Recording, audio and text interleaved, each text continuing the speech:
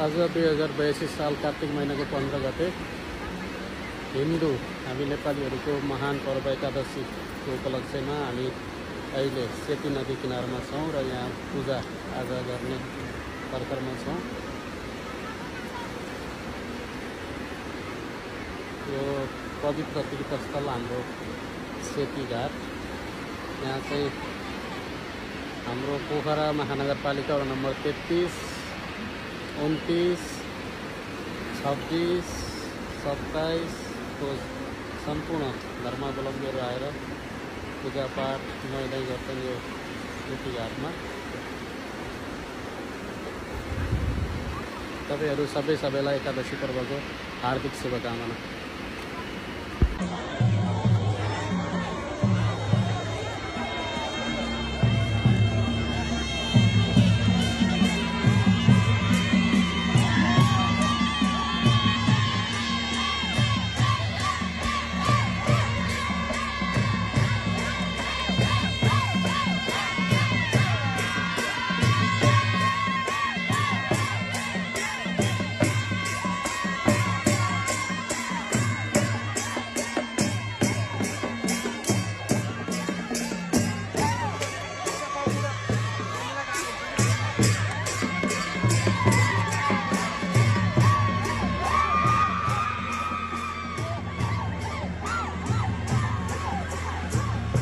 पोखरा महानगरपालिका नम्बर 33 र 29 जोड्ने यो मदौरे पुना भन्छ हाम्रो यो